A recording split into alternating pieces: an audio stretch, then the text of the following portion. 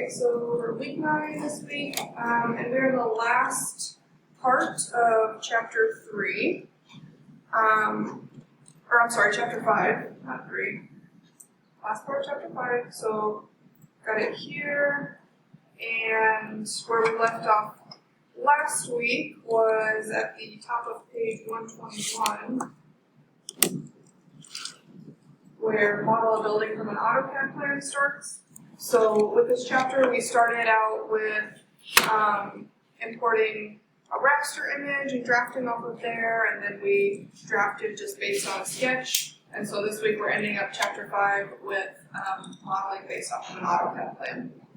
So we are going to learn to import a CAD plan, and hopefully it'll be pretty easy because AutoCAD is already going to do all the work for us. So that is there, page 121, read through the end of chapter 5. And then just so you know what's coming for the rest of the year, next week we'll get started on what is going to be our final project. We are going to be modeling the little tiny house. We'll outfit it with materials, components, all that good stuff, and then we will take it into layout, which is kind of how you can organize presentation boards and you can print PDFs and stuff like that.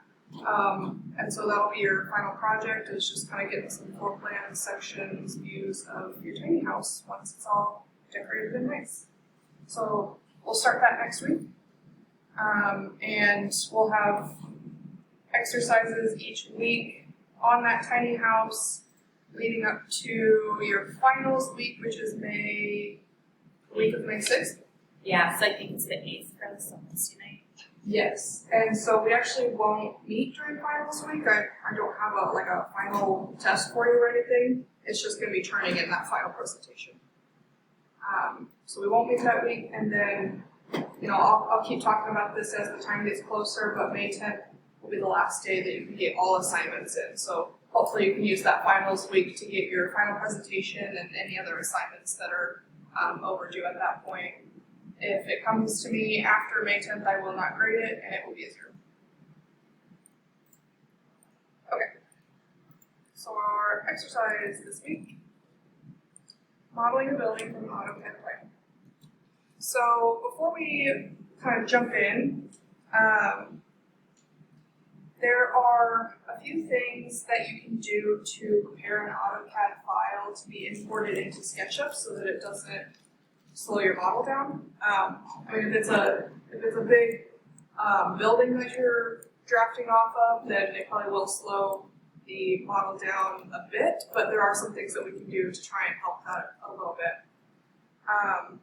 So before you import it into SketchUp, and you're just working with the AutoCAD file, you can take your AutoCAD line work, copy it into a brand new file, and that just kind of gets rid of all of the old metadata that you don't really need anymore. And then just making sure that that geometry is near the origin. That's one thing. You can run purge and audit commands to clean up any of the old data that you don't want to be into your new file. You can delete any of the unused layers, because SketchUp does import any layers that come with your AutoCAD file, so if you just clean up those layers beforehand, you won't have to deal with any of that data. You can explode all the polylines and arcs and fillet lines, just kind of erasing anything that is kind of joined together. So if you just have smaller segments of lines, that'll help make it go a little bit faster. You can remove all the textures and XREF files, dynamic blocks. Those will often cause problems when you import. Making sure that all of your lines are connected at the endpoints. That'll just help not only clean up the model, but also when you're drafting, just making sure that you've already got straight lines that are connecting to each other, just so that you don't have to deal with that once you get it into SketchUp. You can run the units command so that you know what the units are for the AutoCAD file. And then in general, you just want to ensure that the file is smaller than 15 megabytes. If it's bigger than that, it won't import into SketchUp. So there's the things that you do before. We're not gonna run through any of that tonight. I've already got a pretty clean plan for you, very simple. But just in the future, and these are all listed in the textbook for tonight's reading. So if you find yourself down the road needing to import an AutoCAD plan, just run through that checklist within AutoCAD. And then when you're in SketchUp, we're going to import it. A few things that you can do there as well. We can also get rid of the layers in SketchUp. So if maybe you missed that step in AutoCAD, we can delete those all in SketchUp just by purging them. And we can also run a purge command in SketchUp to get rid of any unnecessary AutoCAD line worker entities. Okay, but again, we don't need to do all that because this plan is very clean and simple, so there shouldn't be any big data bogging it down. And then last thing before we get into it, we also learn about clipping in this week's reading assignment. So clipping is a glitch that occurs, and I'm gonna pull up SketchUp while I'm at this because I forgot to.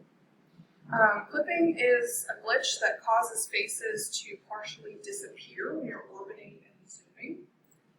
So you might notice if you're in SketchUp at some point and I don't really know how to make that clipping happen, but if you are orbiting around and it kind of seems like the face is kind of disappearing halfway through, almost like it's being cut through, that's called clipping.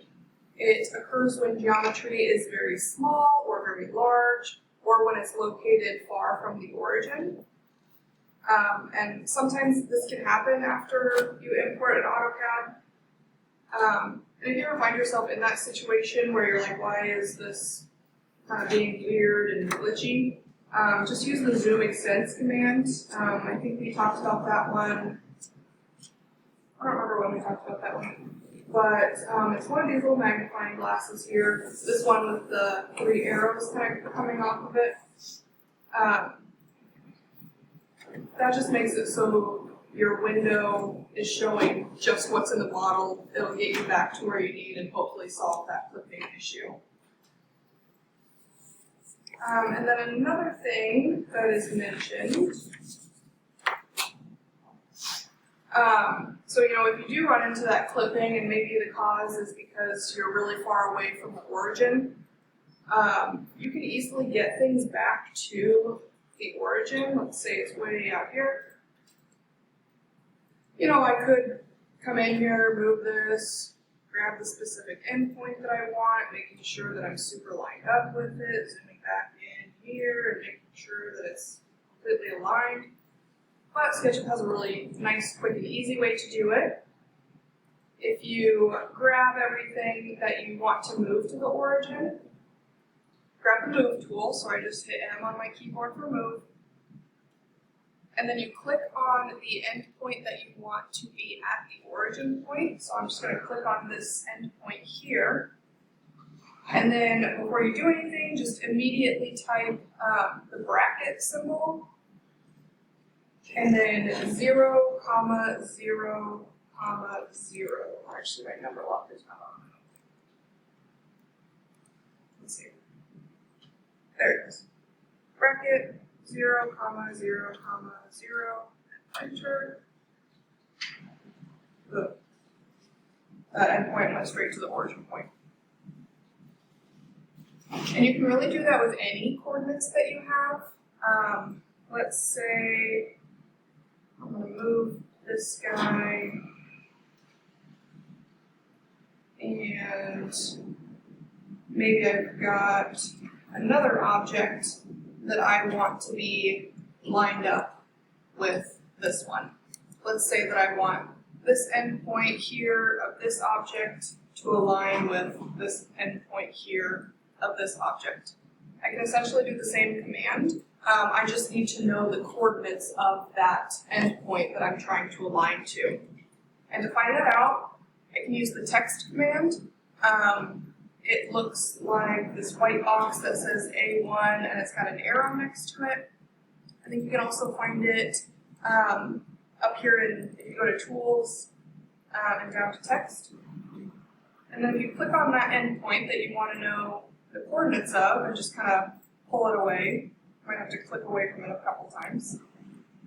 But there it's telling me what the coordinates are of that specific endpoint.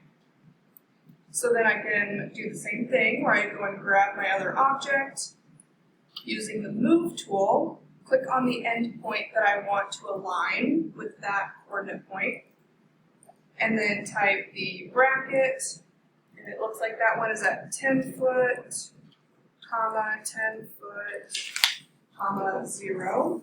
Enter. That didn't work. Why not?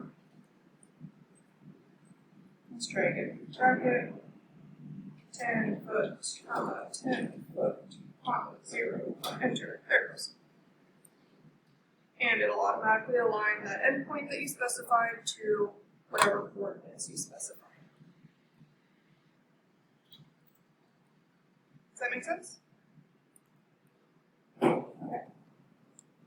Just remember, if you want it to the origin, that's always 0, 0, 0. Okay, let's get into the actual assignment now. So the first thing we're going to want to do is download this AutoCAD file that's attached. Important to note, in order to import an AutoCAD file into SketchUp, you don't actually have to have AutoCAD on your computer. Of course, if you wanted to open up the file and run all the cleanup tasks that we talked about, then you would need to have it on your computer. But if you simply just have an AutoCAD file that you know you're just going to straight away import into SketchUp, you don't need to have AutoCAD installed onto your computer. But just go ahead and hit the little download button here, and we'll import it into SketchUp the same way that we did the raster file. SketchUp, we went to File and Import.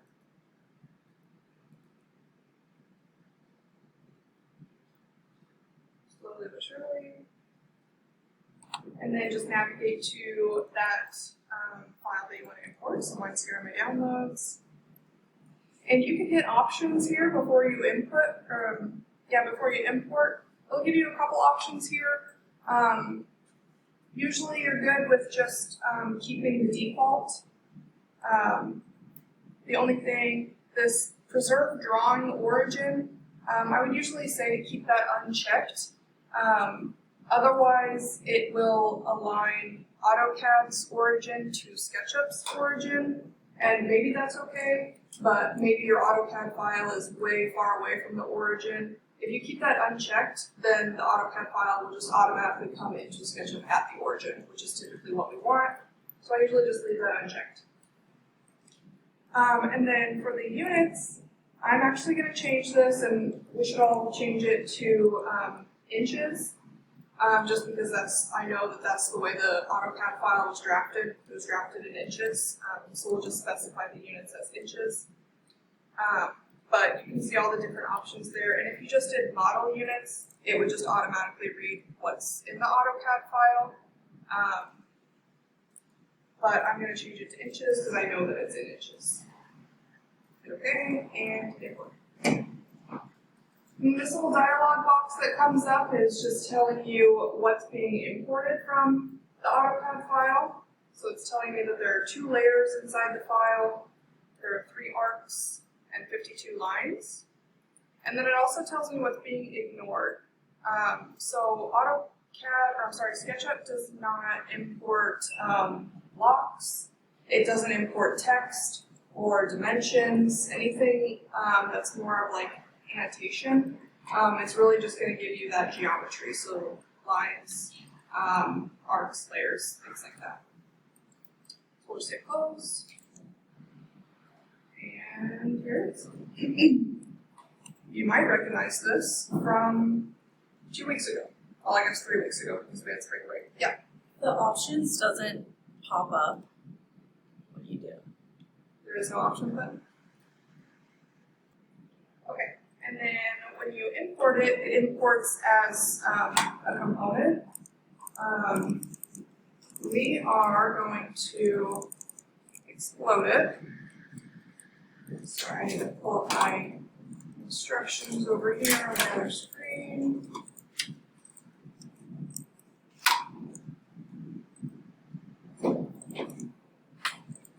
Okay, so it should have come in as a component, and if you'd like to just make sure that you got your units correct, you can use the tape measure tool, grab one corner to the next, and it should be 20 feet. If it's 240 feet, then you need to go back to your options and make the model units in inches. It's 21. Oh, did you start from the origin point? Oh, yeah. That's fine. Yeah, you're good. Okay, so it came in as a component, and we know from components that that isolates the geometry. Well, I actually want to be able to use the AutoCAD lines as actual geometry in SketchUp. So grab the AutoCAD, import here, right click, and hit explode. That's one where we talked about where we can essentially explode the component back to its original parts and pieces. So when you do that, you should now have individual lines and be able to click them each. And now, you'll see whenever I do click them, up in my entity info, it's coming up as an edge. So it is reading as SketchUp geometry. When we pulled in like the raster image, or if you were to pull in a PDF, we can't do this because SketchUp can't really read and snap to that raster image, but it is able to recognize the geometry of an AutoCAD file. So, the hard part is really done for us. It's already modeled out. We now need to, step number 3, turn the walls into faces by tracing over them with the pencil tool. And you'll see if you grab the pencil tool, I'm hitting L on my keyboard for that, you can actually snap to the different endpoints and midpoints, follow it along the edge. So it really is acting as though we've just drafted all of this. So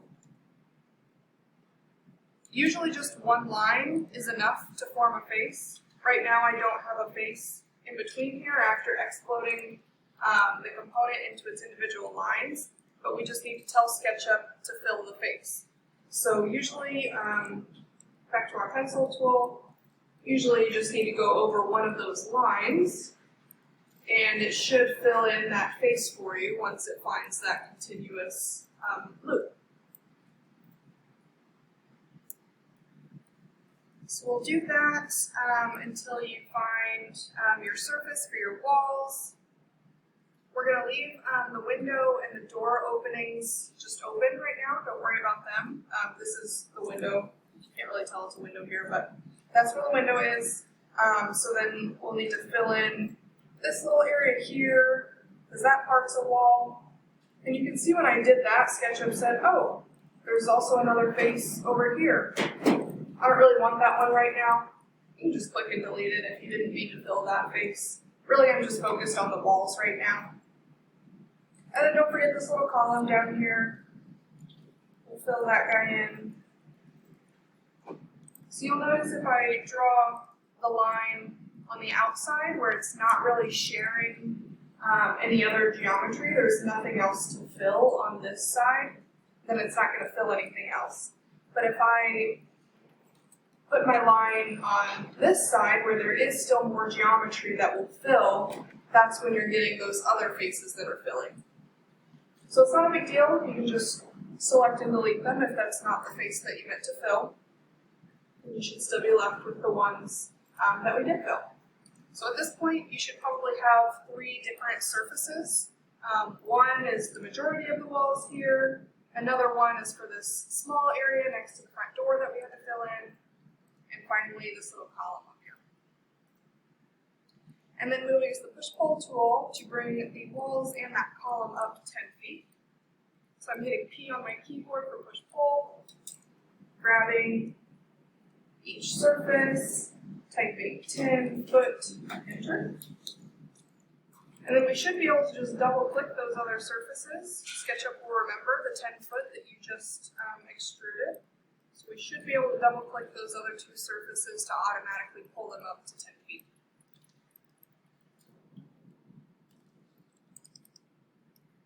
Step number 4, we're going to create a floor surface and extrude it up 1 foot. This might be easier if you erase the door swing lines and the window lines so that they don't interfere with creating that continuous floor surface. So right now, if I tried to fill in my floor surface, it's not going to be continuous throughout the whole space because these door lines are still here and they'll end up kind of segmenting off different pieces of our surface. Let's just take a look. When we already saw it, if I fill this in, it's only going to fill what is in a continuous loop. So my door swings here are kind of in the way of that. We really don't need these door swings. It's really just to show you where the doors were going to go. So I'm grabbing the eraser tool by hitting E, and I'm just going to erase these lines so they don't get in my way. And then same thing here where the window is going to go eventually. I'm just going to get rid of those lines too, so that whenever I do trace over one of these lines, it should fill the entire floor area. And then we're going to extrude it up 1 foot. Remember, if your floor ended up like mine, where the blue face is facing up, you can select it and right click and reverse faces to get that normal side, the white side back facing up. And then grab push pull tool and bring that up 1 foot, enter. Yeah, did you grab the floor in? Yeah, just trace over any line that will end up making your floor surface. You just trace over that, it should fill the face for you.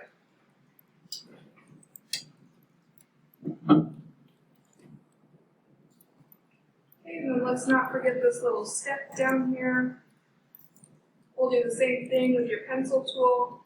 Just trace over one of the lines to make it fill. And you know, this is really anything. Even with a simple rectangle, if somehow your surface has disappeared, but you want that surface back, you just have to trace over one of the lines to tell SketchUp that this is indeed a closed loop and we do want a surface here.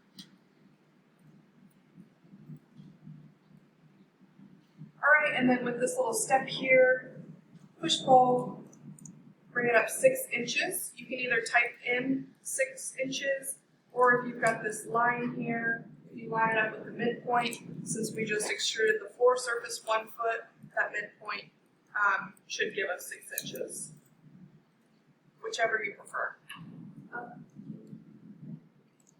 And I am going to clean up just some of these extra lines that I'm seeing here.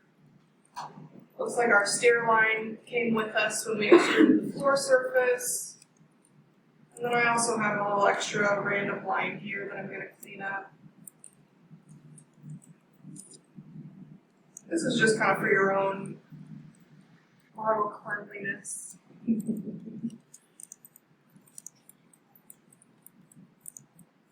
Alright. With me so far? We're on step number 5. We're going to carry the walls that are above the door and window openings. So right now, everywhere that our doors and our window goes, it's just completely left open. But that's not how it will actually be. Usually doors are about 7 foot tall. So let's just go ahead and kind of fill in the gap here for all of our doors and above the window from 7 foot and above. So the way I'm going to do that, really there are a few ways you can do it. You could maybe use your tape measure tool to create guidelines that are 7 feet above. So then you'll know where that line is. You grab that intersection, kind of split this surface here into two separate surfaces, and then carry this over. Or maybe you grab a line that's already here and copy it. So I'm hitting M for move, Control for copy. Maybe you copy that 7 feet up. And then that should create that second surface that you can then pull over. Either way really works. I'm just going to use that same method around. So I'm grabbing what would be kind of like the inside of the door frame here, grabbing that line, M for move, Control for copy, copying it up 7 feet, enter, and using push-pull to bring that surface across to fill in that wall.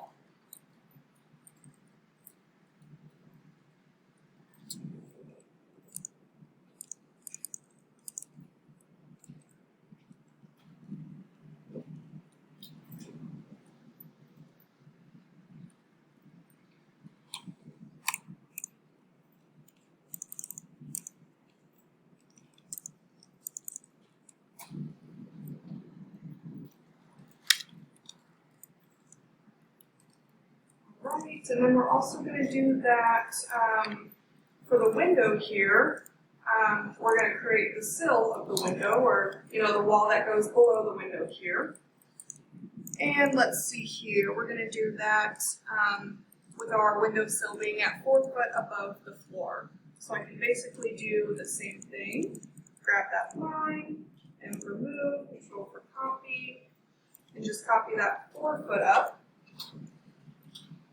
And now again, I have those two separate surfaces, and I'll push-pull this one across.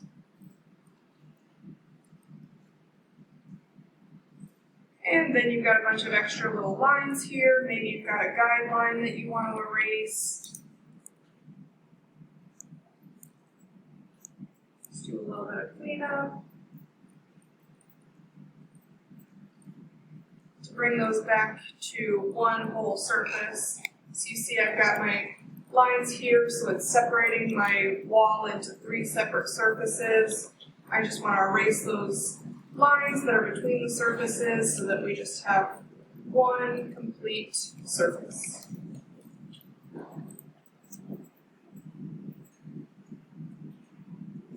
Don't forget to swivel around to the back side because the lines are probably hiding back there too.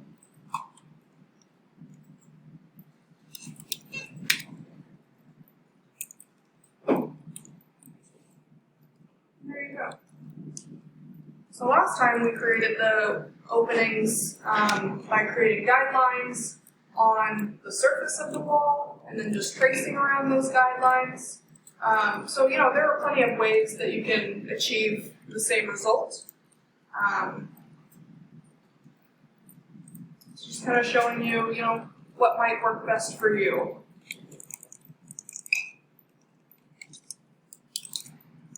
Okay, and then we're going to go ahead and group everything here. I want all of this to stay kind of isolated as its own thing. So I'm going to grab everything. Remember, we have a few ways of doing that. We can click and drag over everything to grab it all. Or we could triple click, and that's going to grab everything that is connected to each other. Just make sure you've got everything selected. And then right click, and we will make a group. We don't really need a component. We don't plan on copying this around and making edits, so a group is good for our purposes.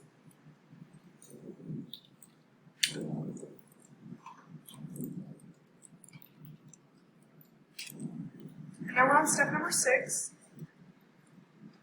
We are going to use components for the door and the window, the doors and the window.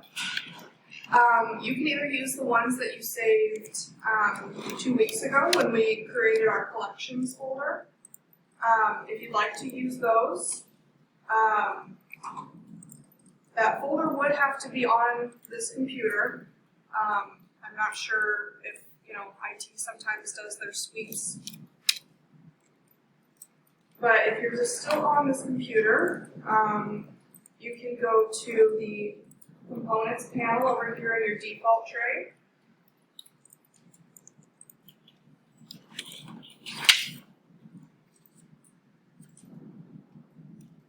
And let's see here. We would hit this little details panel that's over here on the right side of the search bar. It looks kind of like an arrow. You click that and hit open or create a collection. And from here you would be able to go, find wherever that folder is that you located all of your components in. Or you could just find some new ones. Maybe you don't like the ones that you used last time, or maybe you just want to find some more for your collection. We can just go back to the 3D warehouse to find some more. So for that, we went to Window and 3D warehouse. And that's how we pulled up that separate window. And we'll just type into the search bar what we're looking for. And we've got plenty of options here. I'm just going to grab the first one. And just kind of a recap on the 3D warehouse here. You can directly download it into your model just by clicking the little download button here. Or if you're interested to learn more about it, you can go in here and view the model in 3D. You can add it to a collection. Oh, this one won't load. You can kind of see some different information about it down here if you're interested. I'm just going to go ahead and download it into my SketchUp model. Yes, that's what I'd like to do. I'm going to just put it for you here.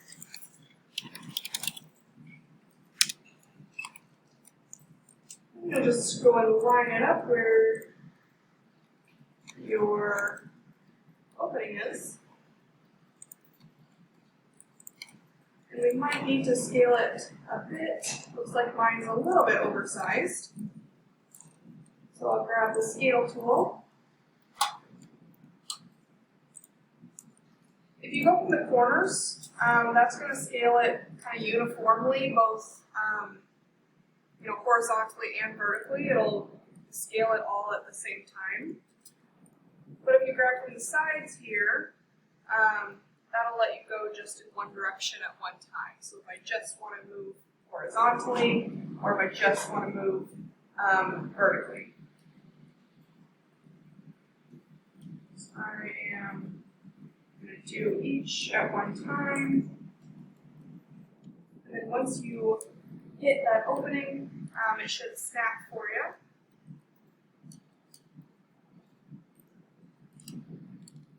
Grab my top grip here, and then once I hit the edge of my opening, it will snap, and I can click to finish.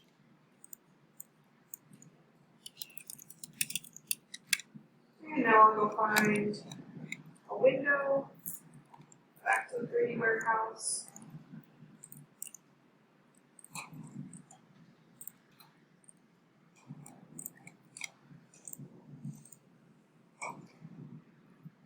Let's see here. I'll just grab the first one again.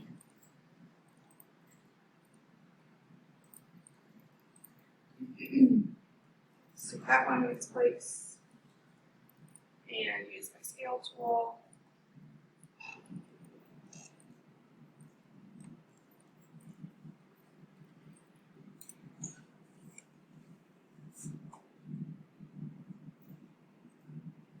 There you go. And this one actually, it looks like the glass is correct on one side, but not quite on the other. So feel free to go in here and make these components your own now.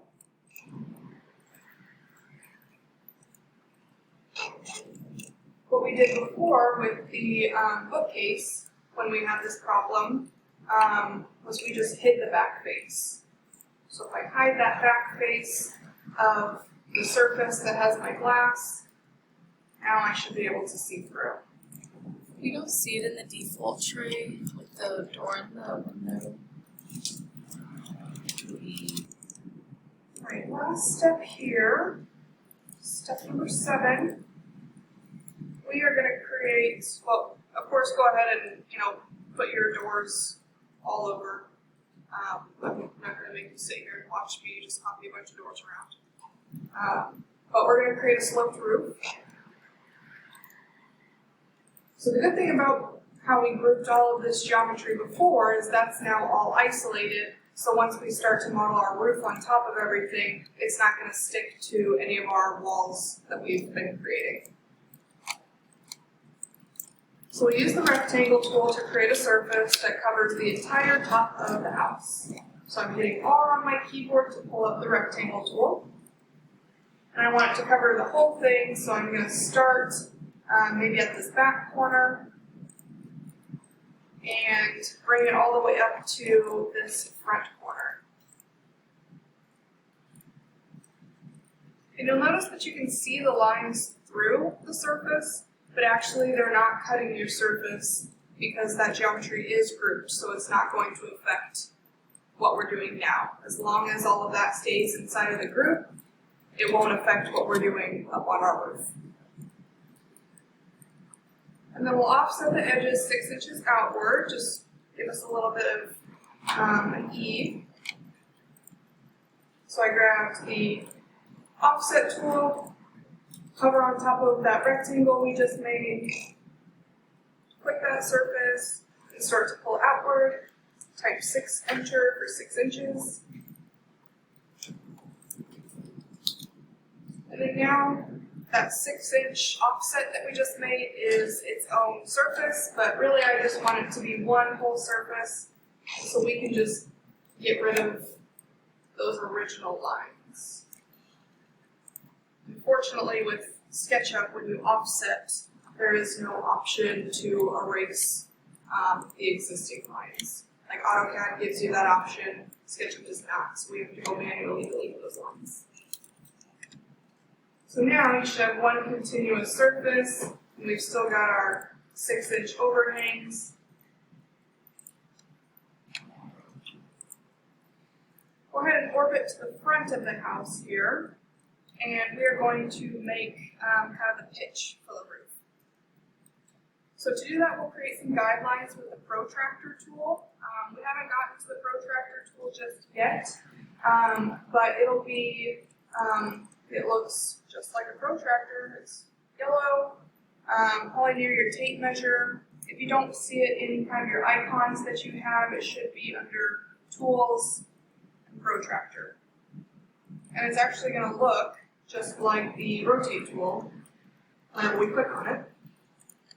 And we can use the same kind of keys to move it the way that we want to. We can use the arrow keys just like we do with the Rotate tool to make sure that we're getting to the right axis that we want. And once we find the axis that we want the green axis here, we can hold down Shift to keep that locked in place so that whenever I go and hover on all of the geometry that we've created, it's not going to start flipping around and doing weird things. So just keep holding down Shift to keep that locked on the axis that you want. You went to the tools bar and Yes, Tools, and it should be down here, just called the Protractor. And get it flipped to the green axis, hit Shift. And with the Protractor tool, we can create guidelines, just like we can with the tape measure, and we can measure angles, just like the tape measure will do straight lines, the protractor will measure angles. So we're going to create guidelines right now, and we're going to create them on these front two endpoints of the roof surface that we created. So I'm going to go ahead and start just on one of those endpoints. So click once to kind of start it out. Just like with the Rotate tool, you're going to define that starting axis and then click on along that line. And then when you start to bring your cursor, you'll see the guideline is starting to form here. With the protractor, you can either type in the angle that you want, or you can type in a slope. So we are going to type in a slope here. We have 6 to 12, 6 inches to 12 feet. And so if I just start to kind of guide my cursor upward, I can type in 6:12, that's how slope is written, hit enter, and that should create our guideline at a slope of 6/12. We'll do it to the same side. So get your protractor to the correct axis that you want, and then hit shift to lock it in place. And then we're going to grab this other end point over here of our roof. Click once to start. And then once you start it, you don't have to keep on holding on to shift. You can let it go. Define that starting axis. Click. And then start to pull upward. And type 6:12, enter. Now you should have some guidelines created that we will then trace over to create the pitch of the roof. So I'll grab the pencil tool, L on the keyboard. Make sure we're accurate here, find that endpoint. Trace along the guideline to find the intersection of those two guidelines. Make sure that SketchUp is indeed telling you it is the intersection. And then bring that back down to the other endpoint. And if all is well, you should have a face that is filled.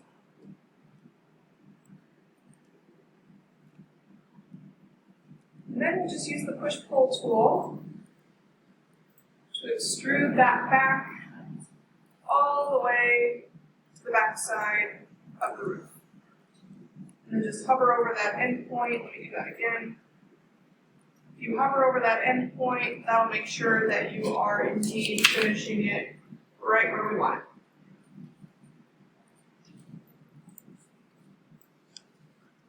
Yeah. Back here later. Okay, so we're back to the start. We've got our first surface here for the roof. We'll grab the protractor tool. If it's in your icons here, or maybe you go up to tools to find the protractor.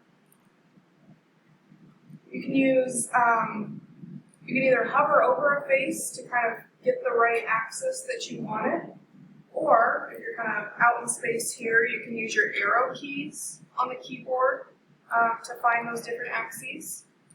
So once you find the green, hit shift to keep that locked. And we're going to start at the front end point of our roof plane here.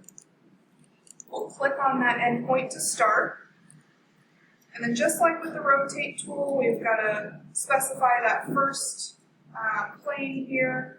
So I'm going down this edge and clicking. And then start to pull upward. You don't click on anything, just type 6:12, enter. Now, You stopped at the top edge. yeah, I started here, and then, let me get back to where. I started at this endpoint here on my roof plane. And then you really just need to specify kind of your starting line here. So I'm just clicking anywhere along this edge here is fine. So click once there, and then just start to hover your cursor upward, and then stop any place you want, but don't click, and just type 6:12, enter, and it'll automatically adjust to that slope. And we'll do it on the other side again. Find this other endpoint here. Do the same thing, just anywhere along this edge here to kind of define that starting axis. And can start to pull your cursor up and type 6:12, enter.